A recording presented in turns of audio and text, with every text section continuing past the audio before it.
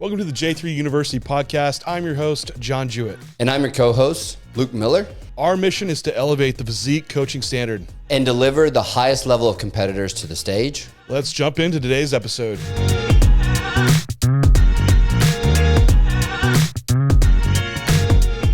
PEDs to leave out this offseason.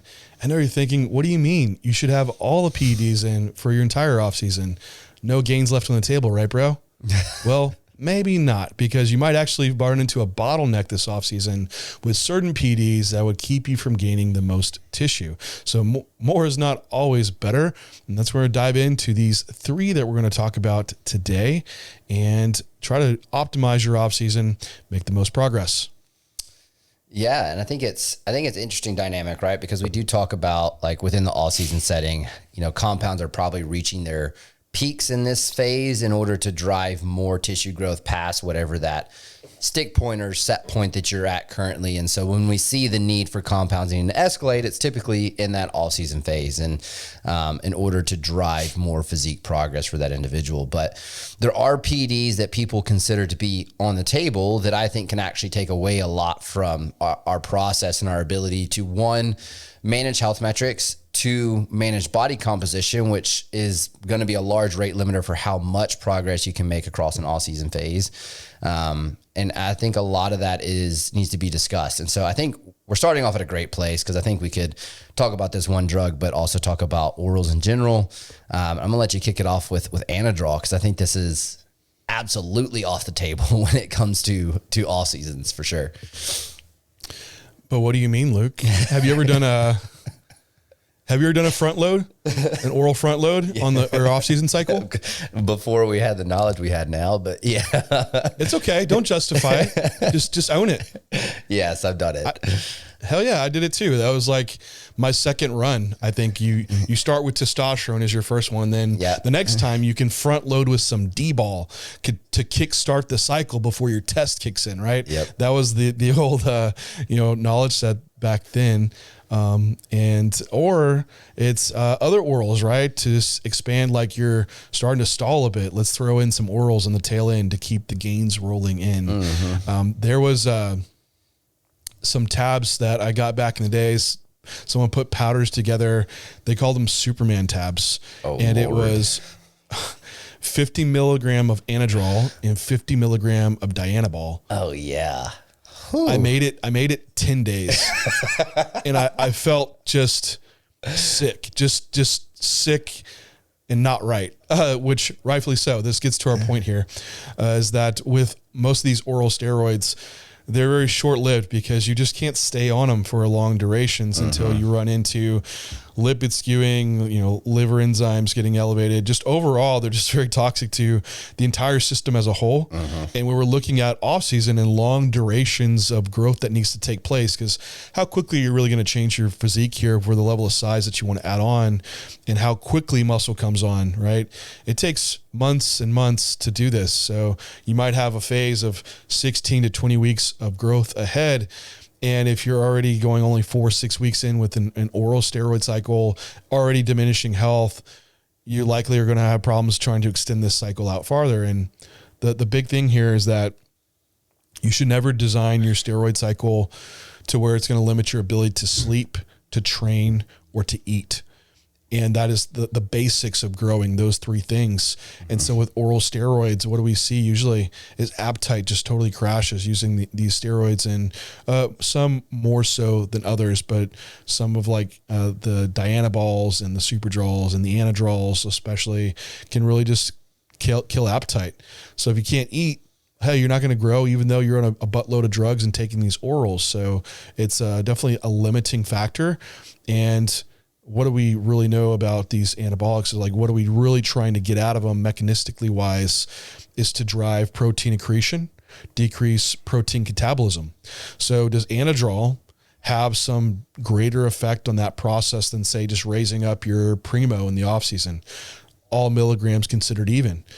And really it is relatively even. Where that gets skewed assessment wise is that, hey, the quick oral cycle, you like quickly shoot up your androgen levels and you see some like jump in performance in the gym at a quick pace. Also, water retention jumps up at a quick pace, but does that mean actual contractile tissues being added? And I think that's where people get alluded to the fact that these orals are driving a lot of progress quickly, when in fact it's more so just this masking of with water or gym performance, but it doesn't actually translate to actual tissue. When you remove the oral, we see a lot of that drop off pretty quickly, right? Yeah, and I think as an athlete, one of the biggest things to understand is that the best off seasons are urgent in the day-to-day process of how you execute it, but patient in the way that you see progress over the long haul. And I say that because anadrols are kind of like the quick fix that kind of John alluded to. But when we look at the best off seasons, it's actually the off seasons that are strung along for the longest period of time without excessive fat gain. There should be fat gain that occurs across an off season that derails your progress. And so without that excessive fat gain, and then also health metrics being able to be strung along as we get into larger superphysiological dosing and body weight getting up. And that's kind of where the best off seasons are laid. And I think on the health side of the metrics, like just the anadrols particular, especially, just it's not going to be the best for stringing those health metrics as long as possible and not having the health side of the equation be what shortchanges your all season, in my opinion, as well. Yeah, I think people we put in the bucket like, well, health is great, we should manage this thing. And also consider when you're healthy, you're going to grow at a better ability to do so. Part of this is cardio, metabolic health, and how you're able to manage carbohydrates and fats and proteins as well. All this, your main site of metabolism is the liver. So if you're totally taxing the liver, you absolutely can affect your ability to manage all these macronutrients and partition where you want them to be. And usually you see like guys that are getting very toxic using these compounds start seeing a shift. It's more visceral adipose tissue gain. And this further getting away from what is optimal health-wise. And when you're healthy, you will grow more effectively too. And it's also when we see just digestion goes to trash and guys are now force feeding food, and just all of a sudden you just run into like a snowball effect of problems coming from these orals. So are all orals lumped into the same bucket? And in the off season, I'd say there's just really not a need for them, considering everything you're going to be able to pull out of injectables is there. We work with some big guys, and I've seen some tremendous progress. Guys at the 300-pound plus mark with abs, like not using orals and pulling it all out from just using injectable steroids. So truly believe they are not bringing something extra to the table that's special, just more detriment. Even with consideration of like, well, what about oxandrolone, something it's fairly low toxicity. And even then, like, we just don't see a rationale to have to use it when the main goal here is, what does oxandrolone do? It's like, well, it increases protein synthesis. Why not just use something injectable and not tax the liver and everything else? So same thing goes, even for the less toxic oral steroids. So where these things really shine is going to be in contest prep, and that's where I would leave them be. Yeah, I think that brings us to the next one. It's everybody's favorite drug. Number two. Number two to leave off the table is Trenbolone. Oh man, and I've done the Trenbolone off season. Oh yeah, Superman. You feel like Superman for a short period of time, but you feel like Superman. Yeah, I tolerate it fairly well, so it was never like a detriment, but there's so many other variables in place at that time. Yeah. I think the psychological part of it makes it feel like you're making a ton of progress. Yeah. But let's say like, hey, Trenbolone, where does it really shine? And its main role here is, man, it's a really good anti-catabolic agent because it works on the glucocorticoid receptor and has a lot of different influence points with cortisol. So is cortisol really high in the off season? When you have high food, you have improved sleep. It's not. It's usually more so when you're in contest prep, body fat's coming down, calorie deficit, sleep starting to get deranged, cortisol starts getting high from just your total stress load, and you can get a little bit more catabolic, and this is where Trenbolone really shines. The problem also with Trenbolone is that it is a fairly harsh compound. So to raise it up high enough in dosage to facilitate the muscle growth needed, you can probably run into some other health derangement issues. And some of those include some GI disturbances that absolutely are present with Trenbolone. A lot of guys start getting acid reflux, which is probably around its influence around histamine. But again, you're just getting into low appetite using Trenbolone as well.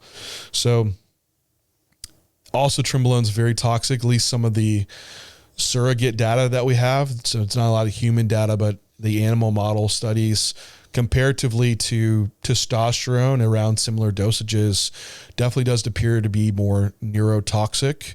You could also make a pretty good argument for it's potentially more renal toxic as well.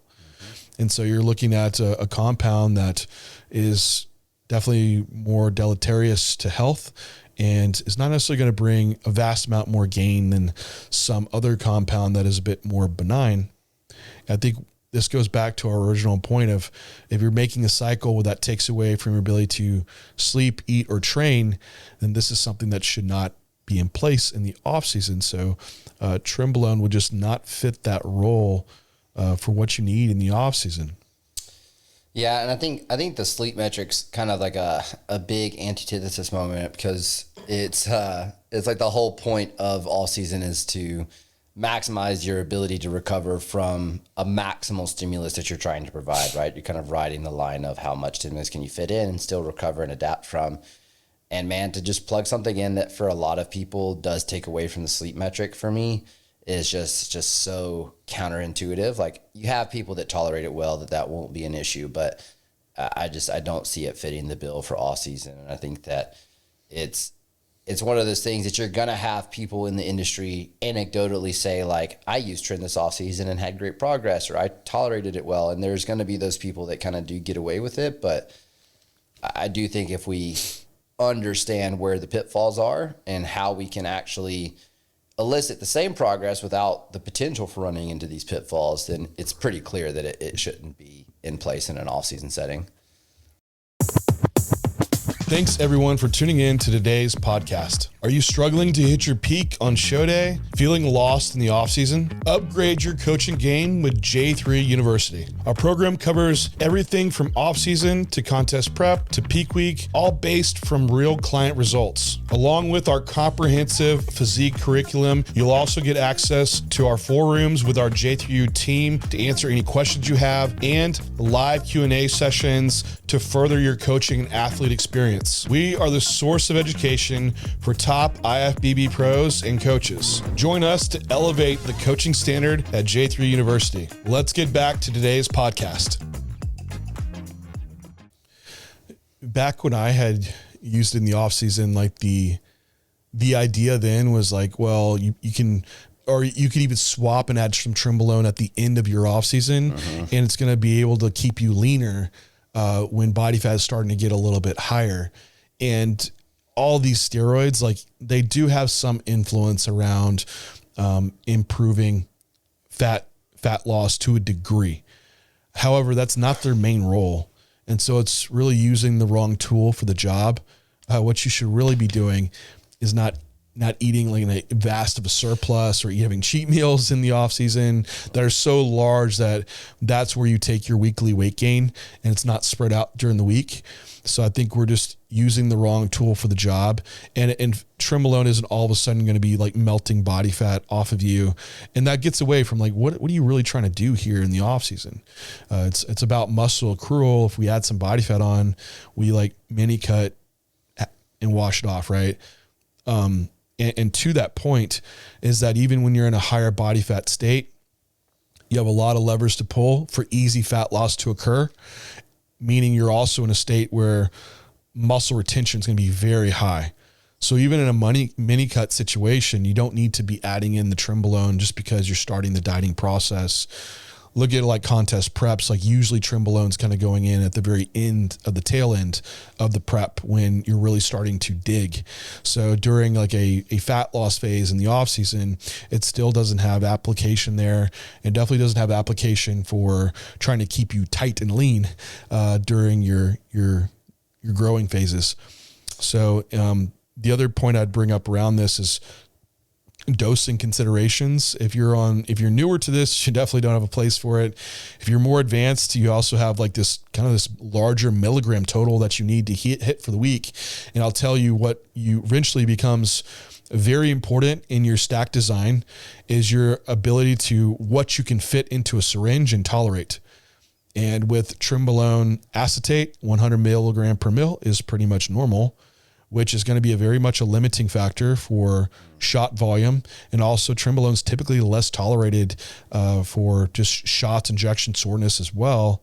So some people might say, oh, we'll use some Trenbolone and Anthate, right? You can get 200 mg per mil, but it's also just a highly faked compound as well. And problematic because if you have run into an issue with Trenbolone, it's now taking a long time to see out the adjustment to get it out of the system. So it's still just not a great application from the advanced user point of view in that. I think on the fat loss side, do you have anything else to add on Trenbolone, Luke? No, we've covered it. We hit all the points. Yeah. And mint is not a better solution to Trenbolone, Trustolone. It's not. It's a messier situation. So, but anyway, on the fat loss side, coming to point number 3 of something to leave out this off season would be high dose growth hormone. And you say, whoa, wait a second, growth hormone, like we should be running this pretty high, right? And I agree, you should absolutely leverage growth hormone within where you're at on your spectrum for being a user. However, once you go to a point of diminishing returns, water retention can just be pretty excessive. And then we run into a lot of limiting factors around that. Mm-hmm. Yeah. And I think it's one of those things as well that when we look at like some of the potential for insulin resistance as well, we're kind of pushing our physique into realms of insulin resistance anyways with an off-season phase.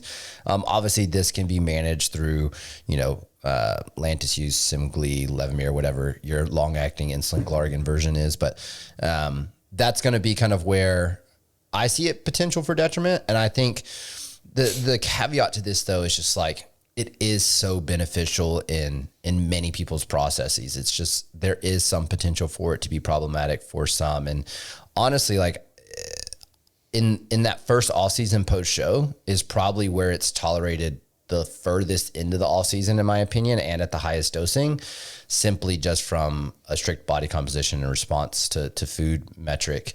And that's typically where I would be most aggressive for the longest period of time with it. But I do think some considerations of how it could be detrimental to the back end of all season pushes, especially someone doing 2-3 year all seasons, is something to consider when we talk about where those peak dosings get for these athletes.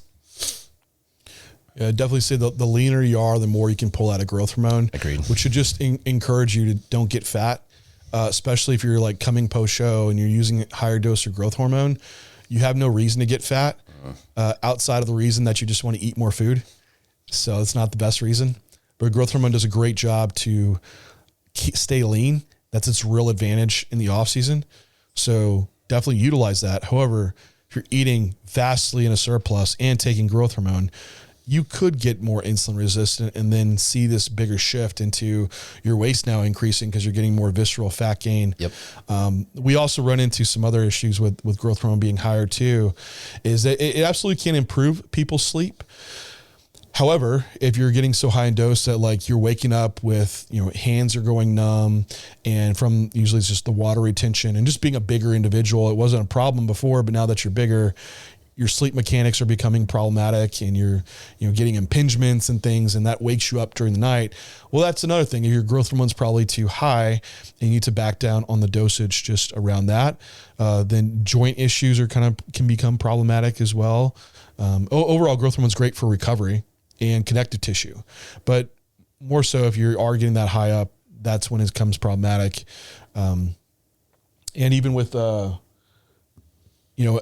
thing is, and this is going to be more problem when you're getting higher in body fat in the off season is blurring the visuals. So if you are getting so much water retention present that you can't tell what is water and what is fat anymore, for one, your growth hormone could be too high or you're just too fat, but you need to determine which one it is.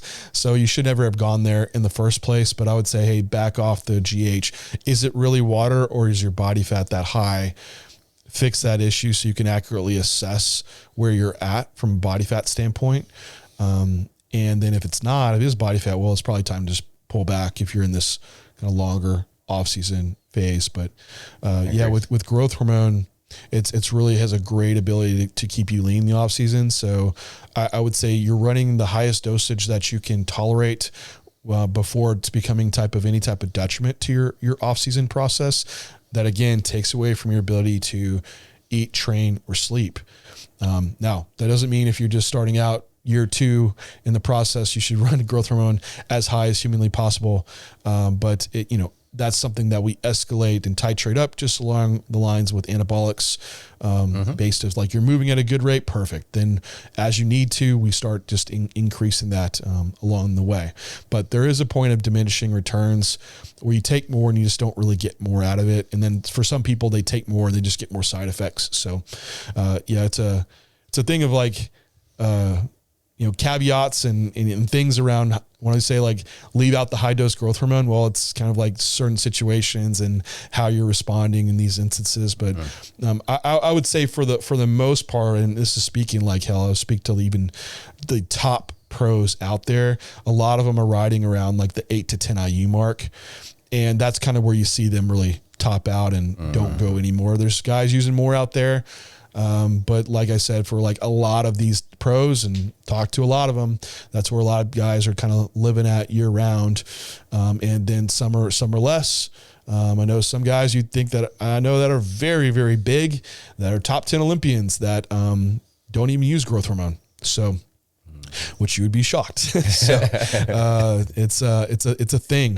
For some people, growth hormone doesn't bring the visual aid that they need, and only detriment. So I don't think that you should just stamp drugs that, this is always going to be good for you. It's all about finding what you need as an individual, dosage wise, compound wise.